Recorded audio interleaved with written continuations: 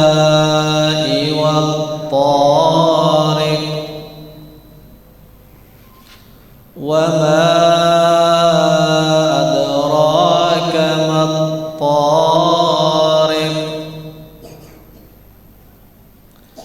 النجم الثاقب إن كل نفس لما عليها حافظ فلينظر الإنسان مما خلق خلق من ماء دافق يخرج من بين الصلب والترائب إنه على رجعه لقادر يوم تبلى السرائر فما له من قوة ولا ناصر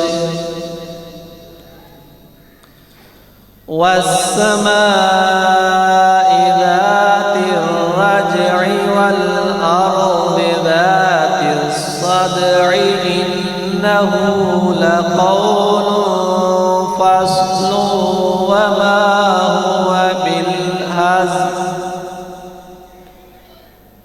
إنهم يكيدون كيدا وأكيد كيدا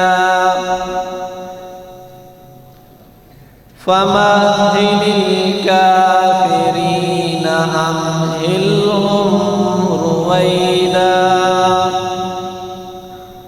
صدق الله العلي العظيم محمد وآل محمد صلوات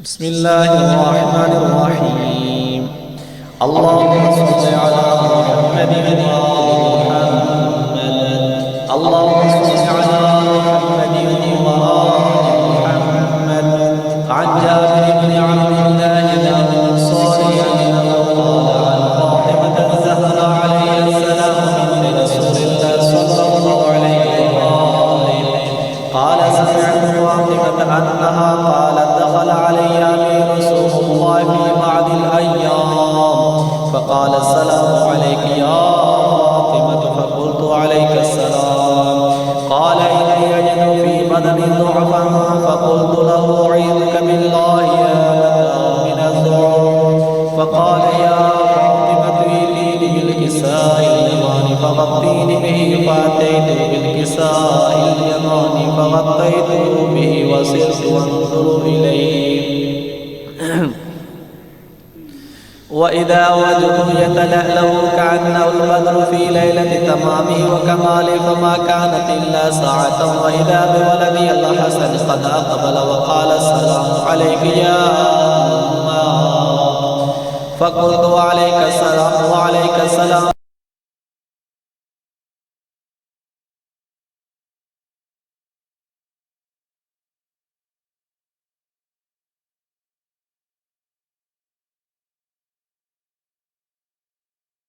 إن جدك تحت الكساء.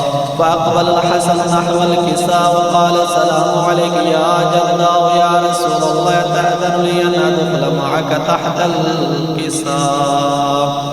فقال وعليك السلام يا ولدي يا صاحبي حوضي، قد أذنت لك. فدخل معه تحت الكساء، فما كانت إلا ساعة وإذا بولدي الحسين قد أقبل وقال السلام عليك يا أمه. فقلت وعليك السلام يا ولدي يا قرة عيني وثمرة فؤادي.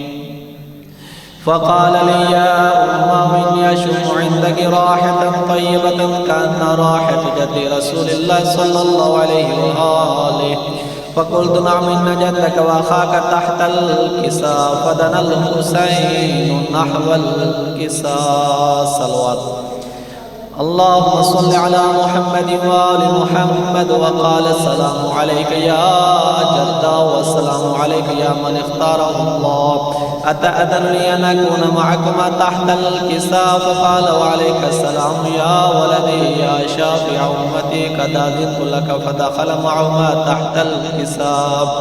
فأقبل عند ذلك أبو الحسن علي بن أبي طالب وقال السلام عليك يا بنت رسول الله صلى الله عليه وآله. فقلت وعليك السلام يا أبا الحسن يا أمير المؤمنين. فقال يا فاطمة إني أشم عندك راحة طيبة كأن راحة أخي وابن عم رسول الله صلى الله عليه وآله. فقلت نعم ها هو مع ولديك تحت الكساء. فأقبل علي نحو الكساء وقال السلام عليك يا رسول الله، يتأذن لي أن أكون معكم تحت الكساء؟ فقال له وعليك السلام يا أخي يا وصي وخليفتي وصاحب لوائي، قد أذنت لك. فدخل علي تحت الكساء. ثم أتيت نحو الكساء وقلت السلام عليك يا أبتاه يا رسول الله، تأذن لي أن أكون معكم تحت الكساء؟ فقال وعليك السلام يا بنتي يا بضعتي، قد أذنت لك. فدخلت تحت الكساء. فلما اكتملنا جميعا تحت الكساء أخذ بي رسول الله بطرف الكساء وهم بيده اليمنى إلى السماء وقال اللهم إن هؤلاء أهل بيتي وخاصتي وحامتي، لحم اللحم ودم دمي، يؤلمني ما يؤلمهم ويحزنني ما يحزنهم. أنا حارب لمن حاربهم وسلم لمن سالمهم وعدو لمن عداهم ومحب لمن أحبهم، منهم مني وأنا منهم. فاجعل صلواتك وبركاتك ورحمتك وغفرانك ورضوانك علي وعليهم، وأذهب عنهم الرجس وطهرهم تطهيرا. صلوات اللهم صل على محمد وآل محمد. فقال الله عز وجل يا ملائكتي يا سكان السماوات إني ما خلقت سماء مبنية ولا أرض مدحية ولا قمر منير ولا شمس مضية ولا فلك يدور ولا بحر يجري ولا فلك يسري إلا في محبة هؤلاء الخمسة الذين تحت الكساء. فقال الأمين جبرائيل يا ربي ومن تحت الكساء؟ فقال عز وجل هم أهل بيت النبوة ومعدن الرسالة، هم فاطمة وأبوها وبعلها وبنوها. فقال جبرائيل يا ربي أتأذن لي أن أهبط إلى الأرض ليكون معهم سادسا؟ فقال الله نعم قد أذنت لك. فأهبط الأمين جبرائيل وقال السلام عليك يا رسول الله.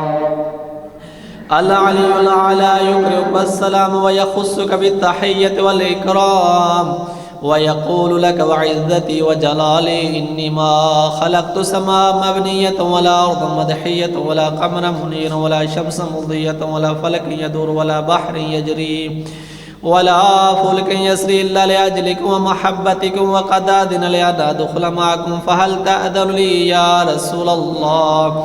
فقال رسول الله وعليك السلام يا أمين وحي الله إنه نعم قد أذنت لك. فدخل جبرائيل معنا تحت الكساء.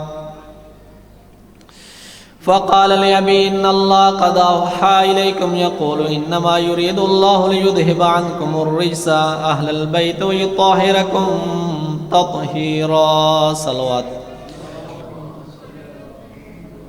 اللهم صل على محمد وآل محمد. فقال علي لأبي يا رسول الله أخبرني ما لجلوسنا هذا تحت الكساء من الفضل عند الله. فقال النبي صلى الله عليه وآله والذي بعثني بالحق نبي واصطفاني بالرسالة نجيا ما ذكر خبرنا هذا في محفل من محافل أهل الأرض وفي جمع من شيعتنا ومحبين إلا ونزلت عليهم الرحمة وخفت بهم الملائكة واستغفرت لهم إلى أن يتفرقوا. فقال علي إذا والله فزنا وفاز شيعتنا ورب الكعبة. فقال النبي صلى الله عليه وآله ثانيا يا علي والذي بعثني بالحق نبيا واصطفاني بالرسالة منجيا ما ذكر خبرنا هذا في محفل من محافل أهل الأرض وفي جمع من شيعتنا ومحبين وفي مهموم إلا وفرج الله همه ولا مغموم إلا وكشف الله غمه ولا طالب حاجة إلا وقضى الله حاجته. فقال علي إذا والله فزنا وفاز وسعدنا وكذلك شيعتنا فازوا وسعدوا في الدنيا والآخرة ورب الكعبة. بر محمد وآل محمد صلوات.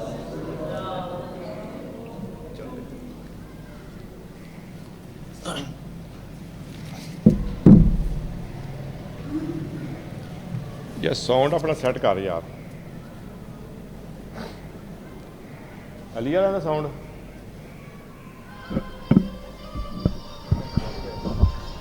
ਸਾਊਂਡ ਦੀ ਕੰਪਲੇਂਟ ਯਾਰ ਪੜ੍ਹਨ ਵਾਲੇ ਕਹਿ ਰਹੇ ਨੇ ਵੇਖ ਸੁਣਨ ਵਾਲੇ ਕਹਿ ਰਹੇ ਨੇ ਹੈ ਕੰਪਲੇਂਟ ਸਾਊਂਡ ਦੀ ਕਿ ਨਹੀਂ ਆ ਸ਼ੇਬ ਕਿੱਥੇ ਗਿਆ ਵੇ ਸ਼ੇਬ ਸੈੱਟ ਕਰ ਯਾਰ हदीस किसाद की सादत हासिल की है साढ़े मुअज़्ज़ज़ मेहमान मुअज़्ज़म अली जाफरी साहब हाफिज़ मुअज़्ज़म अली जाफरी साहब तो इंशाअल्लाह थोड़ा जिहा मैं शेड्यूल का ऐलान कर देवां सारे अहले दे जिहड़े सुन रहे ने साउंड जिहड़ा वे उसकी आवाज़ दूर दूर तक जा रही है। पहली नशिस्त इंशाअल्लाह 12:30 बजे ख़त्म हो जाएगी।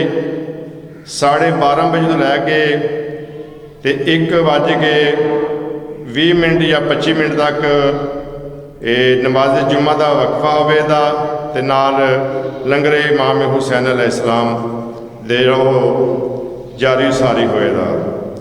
पहली नशिस्त में हदीस किसाद की सादत हासिल कर लीए उस तो बाद साढ़े जाकर ने समर अब्बास मीर साहब वो 15 मिनट पढ़न दे उन्होंने तो बाद साढ़े